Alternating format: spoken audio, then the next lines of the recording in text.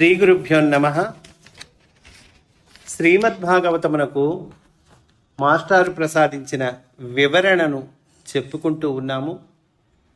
అందులో భాగంగా దేహము విడిచువాడు చేయవలసిన సాధనము అనేటువంటి అంశములోకి మనము ప్రవేశిస్తూ ఉన్నాము.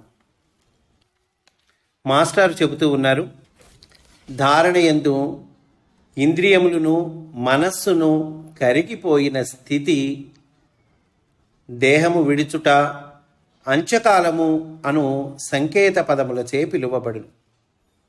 ఏమండి, దేహం విడుచుట అంచకాలము ఇట్లాంటి పదాలు వింటున్నాం కదండి మనం.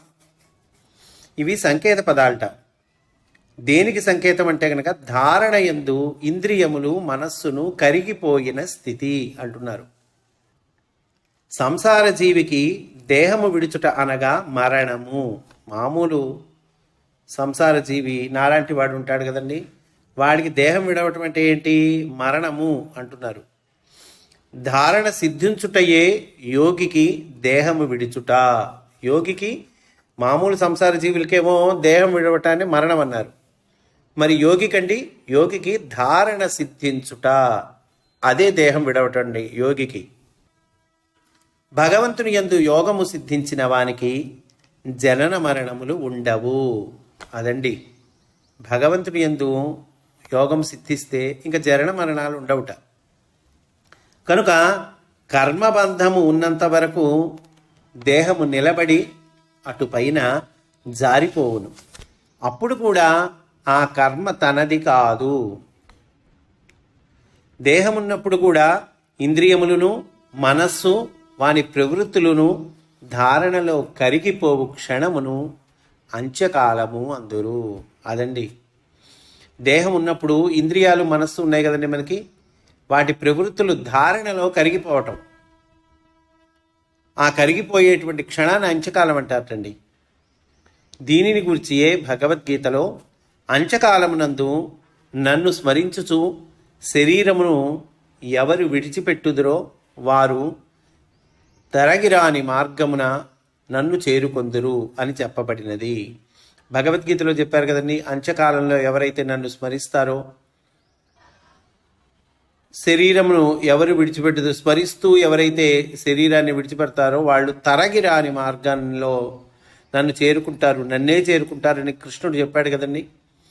ఇక్కడ అంత్యకాలం అంటే మరణమే అని పలువురు సమన్వయించిరి. చాలామంది చెప్పింది ఏంటి, అంత్యకాలం అంటే మరణమయ్యా అన్నారు. కాదటండి.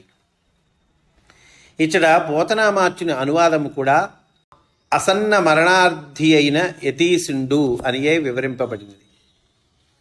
మరణమాసన్నమైన వాడు అంతకుముందు యతి అయి ఉన్నచో దేశకాలములను లెక్క చేయడు. ఈ దేశమున మరణము కలిగినదని చింతిప్పడు. దేశకాలాల్ని లెక్క చేయకపోవటము అంటే ఏంటో చెప్తున్నారండి మాస్టారు. ఈ దేశమున మరణం కలిగింది అని చింతించట. ఈ కాలమున అసందర్భంగా కలిగినదని దిగులు పట్టట. అయ్యో ఫలానా చోట నా మరణం సంభవించిందే, ఈ టైం కాకుండా ఈ టైం అయితే బాగుండేది కదా నా మరణం, ఇట్లా ఏం దిగులు పడటండి. అంతకు ముందు కూడా తనకు మరణం ఎప్పుడని కానీ తనకు ఆయు పరిమితి ఎంతని కానీ తెలియుటకు కుతూహలపడడు. అంటే జీవించి ఉన్నప్పుడు కూడా, అంటే దేహంతో ఉన్నప్పుడు కూడా నేను ఎంతవరకు బతుకుతాను, నాకు ఆయువు ఎంతవరకు ఉంది, ఇక తెలిస్తే బాగుండు కదా, ఇట్లా కుతూహలపడ్డాటండి. అంతకు ముందే సాధన పూర్తి అయినది కనుక వెంటనే సంసిద్ధుడగును. సాధన పూర్తి అయి ఉంటాడు కాబట్టి ఎప్పుడన్నా సంసిద్ధుడుగానే రెడీగానే ఉంటాడు. శరీరము విడిచినట్టి భావము కలిగినంతనే భద్రాసనమున కూర్చుండు.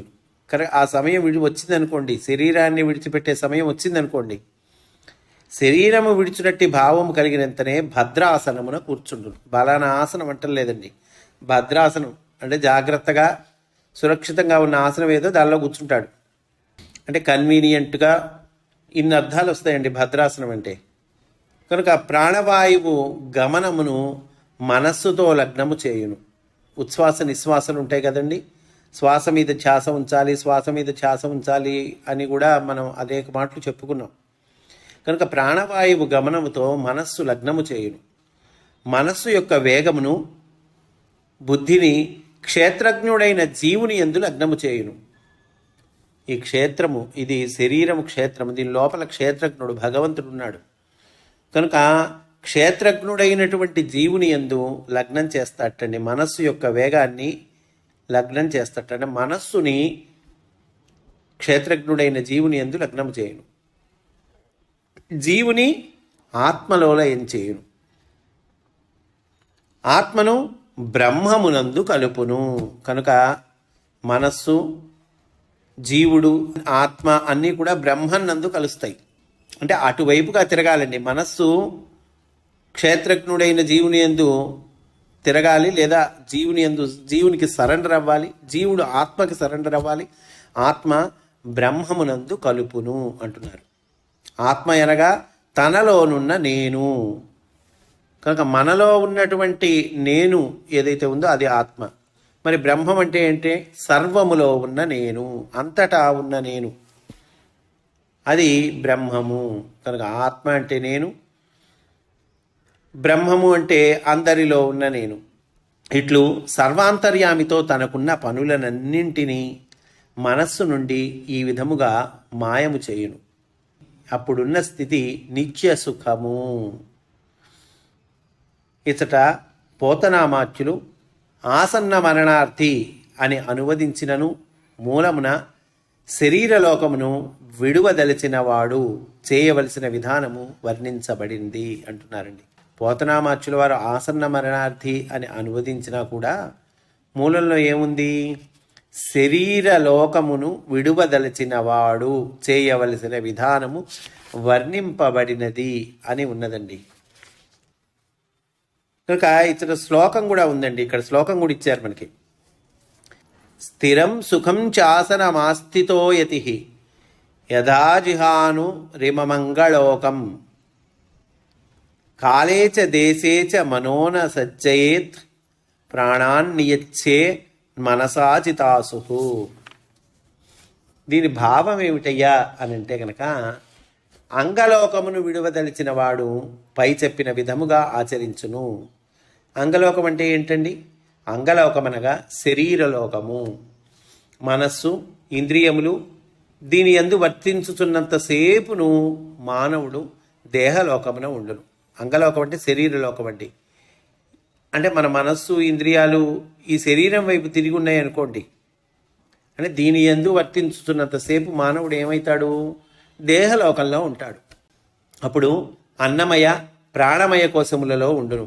కనుక అన్నమయ ప్రాణమయ కోశంలో సంచరిస్తూ ఉంటాడు. అట్టి వాని మనస్సునకు దేహముతో బంధమున్నది కనుక దేహము పోవునప్పుడు మరణము సంభవించును. అట్టివాడికి ఎలా ఉంటుంది? దేహంతో బంధం పెట్టుకున్నాడు కనుక దేహం పోయేటప్పుడు ఏమవుతుంది? మరణం సంభవిస్తుంది.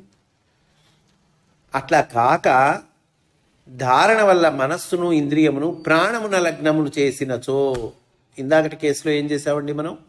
శరీరమందు లగ్నం చేసాం కాదండి, ప్రాణము యందు కనుక లగ్నం చేస్తే, అంటే ఈ మనస్సుని, ఇంద్రియాలని, అప్పుడు మరణముతో సంబంధము లేకుండా దేహమును విడవవచ్చును. మామూలుగా అయితే దాన్ని మరణం అంటాం. కానీ ఇంద్రియాలని, మనస్సుని ప్రాణంతో లగ్నం చేసామనుకోండి, అప్పుడు మరణంతో సంబంధం లేట, దేహాన్ని విడుచున్నట. అనగా దేహ సంబంధము లేకయే తాను ఉండవచ్చును. అప్పుడు తాను దేహం నందుండుటకు బదులు తన యందు దేహముండును. లోపల ఉన్నటువంటి జీవుడు తాను దేహం నందు ఉండటండి, అతని యందే దేహం ఉంటుందట. ఉన్నంతకాలం ఉండి రాలిపోవును, అప్పుడును తానుండును. ఉన్నంతకాలం ఉంటుంది, దేహం రాలిపోతుంది. దేహం రాలిపోయిన తర్వాత కూడా తానుంటాడు. ఇట్లు దేహ సంబంధము విడువదలిచిన వాడు సాధింపవలసిన మార్గము ఇచ్చట వర్ణింపబడినది. కనుక ఇట్లా దేహ సంబంధాన్ని విడిచిపెట్టాలి. ఈ దేహ సంబంధాన్ని విడిచిపెట్టవలసిన వాడు సాధింపవలసిన మార్గం ఇక్కడ ఇవ్వబడిందయ్యా, వర్ణించబడింది అంటున్నారు. లేనిచో కోరి దేహమును విడవలసిన ఆవశ్యకత యోగికి ఎందులకు? ఆత్మహత్య మహాపాపము కదా అని అంటూ ఉన్నారండి. పరమాత్మ అయిన పరబ్రహ్మమునందు కాలమునకు అధికారం లేదు. కాలము వాని నుండి పుట్టినది. మన చేతికి మనపై అధికారము ఎట్లు లేదో. చెయ్యి మన నుంచి పుట్టింది కదండి, మరి చెయ్యికి మన మీద అధికారం ఉందంటే హాస్యాస్పదం కదండి.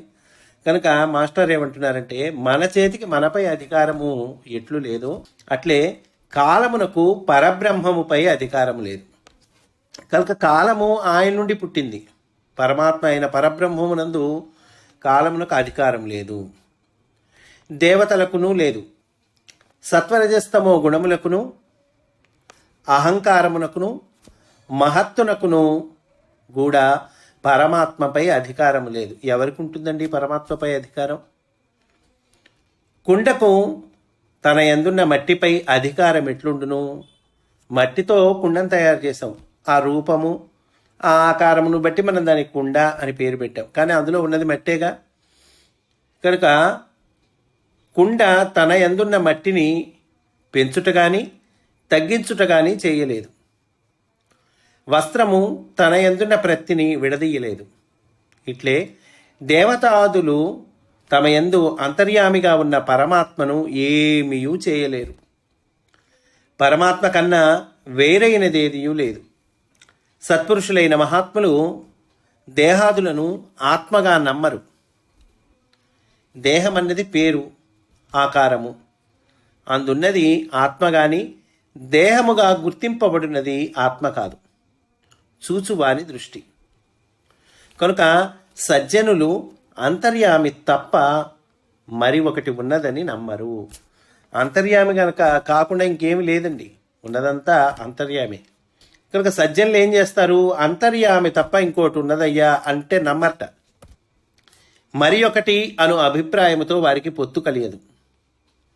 పరమాత్మను స్మరింపజేయు హరిపదము ఒక్కటే వారికి పూజనీయము. హరిపదము అనగా హకారముతో కూడిన నిశ్వాసమును రేఫతో కూడిన కంఠనాదముతో జతపరచుట. హ రీ కదండి, అనగా ఓంకారమును ఉచ్చరించుట. హరిపదం అంటే అదండి, ఓంకారమును ఉచ్చరించటం. ప్రతి క్షణమును వారు దానినే హృదయముతో ఆలింగనము చేసుకుందరు. వారికి జీవితమంతయు విష్ణుమయము. అట్టి అనుభూతియే సమస్తమునందు ఉత్తమమని వారికి తెలియను. ఈ విజ్ఞానమే వీరికి దృష్టిగా పనిచేయును. ఇది చాలా శక్తివంతమై పూర్వము గల విషయ వాసనలను మిగులకుండా దగ్ధము చేయును. అటుపైన వారికి దేనియందును కోరిక ఉండదు. ఈ స్థితిలో చేయు యోగాభ్యాసమే ఫలవంతము అని అంటున్నారండి. యోగాభ్యాసము చేయవలసిన క్రమము అనేటువంటి అంశములోకి మనము ప్రవేశిస్తూ ఉన్నాము. పాదము మడమతో మూలాధార చక్రమునకు ఒత్తిడి కలిగించవలెను. ప్రాణములను నియమము చేయవలెను. ప్రజ్ఞను మూలాధారము నుండి నేర్పుతో నాభికి చేర్చవలెను. అటుపైని హృదయమునకు చేర్చవలెను. ప్రజ్ఞనండి, ఆ ప్రజ్ఞని ఫస్ట్ మూలాధారం నుండి నాభికి చేర్చాలట, అటుపైన హృదయానికి చేర్చాలట. తరువాత కంఠమున నిలుపవలెను. తరువాత అంగిలి మొదలులో నిలుపవలెను. అటుపైన భ్రూమధ్యమునకు చేర్చి చూచుట, వినుట, వాసన చూచుట, రుచి చూచుట, మాట్లాడుట నుండి విముఖుడై కోరికలు లేని మనస్సుతో నిలువవలెను. కోరికలు లేని మనస్సుతో నిలవాలండి, అంటే క్రమంగా ప్రజ్ఞని పైకి తీసుకెళ్ళి కోరికలు లేని మనస్సుతో నిలవాలి అంటున్నారండి. ముహూర్తమునందు సగభాగము అంటే ఒక గడియ కాలం అండి. ముహూర్తమునందు సగభాగము ఇట్లు నిలువగా ప్రాణగతులు తనకు వశమగును. ప్రాణగతులు తనకి వశమైపోతాయి. అప్పుడు బ్రహ్మరంధ్రమును భేదించి పరబ్రహ్మమునందు కలియును. అప్పుడు ఆ బ్రహ్మరంధ్రాన్ని భేదించి పరబ్రహ్మ ఎందు కలిసిపోతాడు. అంటే దీనికి ముందే మనం ఏం చెప్పుకున్నాం అంటే దేహము విడుచువాడు చేయవలసిన సాధనం చెప్పుకున్నాం కదండి. కనుక దాని కంటిన్యూషన్ ఇది. దీనికి యోగాభ్యాసము చేయవలసిన క్రమము అనేటువంటి పేరు పెట్టారండి. ఇక్కడ మాస్టర్ మనకి వివరణిస్తున్నారు. పాదము మడమతో మూలాధార చక్రమునకు ఒత్తిడి కలిగించవలెను అని అన్నారు కదండి. అంటే ఏంటి? కాలి మడమ ఉంది కదండి, కాలి మడమతో మూలాధారమును నొక్కుట అనగా సిద్ధాసనంలో కూర్చోవాలండి. ఆసనమునకు మర్మావయవమునకు నడుమ గల నాడిని మడమతో నొక్కుట. ఆసనానికి మర్మావయానికి మధ్యలో ఉన్న నాడి ఏదైతే ఉందో ఆ నాడిని మడమతో నొక్కాలి. దీని వలన మూలాధారమునందు నిద్రాస్థితిలో ఉన్న ప్రజ్ఞ మేల్కొల్పబడును. ఏమైతుందయ్యా దీనివల్ల అని అంటే గనక, మూలాధారమందున్నటువంటి నిద్రాస్థితిలో ఉన్నటువంటి ప్రజ్ఞ మేల్కొల్పబడుతుంది. అదే సమయంలో ప్రాణగతిని నియమము చేయవలెను. ఏమంటే ప్రాణగతిని నియమం చేయటం అంటే ఏంటి? మనస్సుతో ప్రాణాపానములను చక్కజేసి ఉచ్ఛ్వాస నిశ్వాసములను క్రమబద్ధము చేయవలెను. దానితో శ్వాసయు మనస్సున నిలుచును. అదండి. ఇంకా మళ్ళీ ఏం చెప్పారు మనకి? ప్రజ్ఞను మూలాధారం నుండి నేర్పుతో నాభికి చేర్చవలనని చెప్పారు కదండి. అంటే ఏంటంటే మనము ఈ కాలిమడమతో మూలాధారమును నొక్కుట ఇవన్నీ అయ్యాక ఈ పై రెండును ఏకకాలమున జరిగినప్పుడు నాభి ప్రదేశమున గల ప్రజ్ఞ మేల్కొనును. అటుపైన క్రమముగా హృదయమునందు, కంఠమునందు, అంగిలి మొదటను, కనుబొమల నడుమను కల ప్రజ్ఞలు మేల్కొనును. ఆ సమయమున కోరికలు లేకున్నచో జ్ఞానేంద్రియములు మూసుకొనును, అనగా వాని యందు ప్రజ్ఞ వర్తింపదు. దీనిని తెలియక కొందరు ముక్కులు, నోరు, చెవులు మూసుకొందురు. కనుక వాటి యందు ప్రజ్ఞ వర్తించదండి. జ్ఞానేంద్రియములు మూసుకొనును, వాని యందు ప్రజ్ఞ వర్తింపదు అని అన్నారు. ఇది తెలియకంటండి కొందరు ముక్కు, నోరు, చెవులు మూసుకుంటారట. ఈ స్థితిలో ఒక గడియ కాలం ఉన్నచో దేహముతో సంబంధము తొలుగును, అనగా దేహమున ఉన్నను లేకున్నను తానుండును. దేహం ఉన్నావా లేవా దీంతో సంబంధం తొలగిపోతుంది. తానుంటాడు, కానీ దేహము ఉన్నా లేకున్నా తానుంటాడు. అప్పుడు బ్రహ్మరంధ్రమునందు స్మరణ నిలుపగా పరబ్రహ్మమునందు కలియును. బ్రహ్మరంధ్రమునందు ఆ స్మరణ నిలుపుతుంటే వెళ్ళి పరబ్రహ్మలో కలిసిపోతాం. అప్పటి నుండి పరబ్రహ్మము యొక్క ప్రజ్ఞయే తన ప్రజ్ఞగా ఉండును. ఇంకా మన ప్రజ్ఞ అనేది ఉండదండి. పరబ్రహ్మ యొక్క ప్రజ్ఞయే మన ప్రజ్ఞ. దీనిని సాధించుటనే దేహము విడుచుట అందురు. అయ్యా, దేహం విడుచటం అంటే దీన్ని సాధించటమే అని చెప్తూ ఉన్నారు.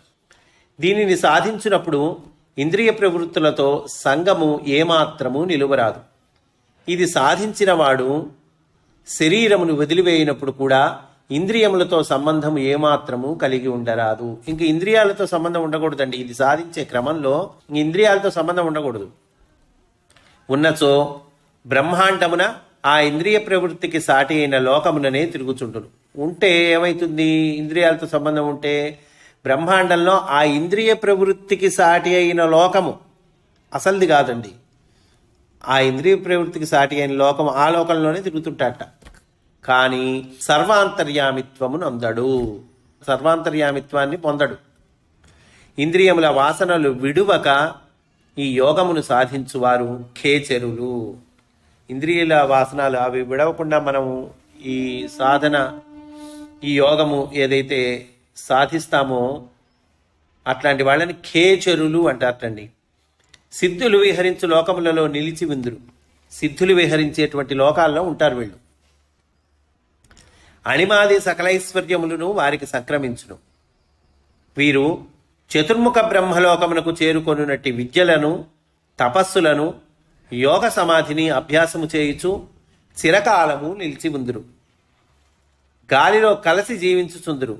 వీరు లింగ శరీరులు, అనగా తమయునికి తమకు ప్రత్యేకముగా గుర్తుండుటయే శరీరముగా నిలిచి ఉందురు.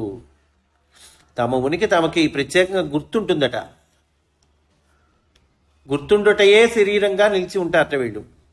వీరికి ఈ బ్రహ్మాండమునందలి లోపలి వెలుపలి భాగములు రాకపోకలు చేయు స్థలములు, అనగా అణువులలోనికి, జీవులలోనికి, గ్రహములలోనికి వచ్చుచూ పోవుచుందురు.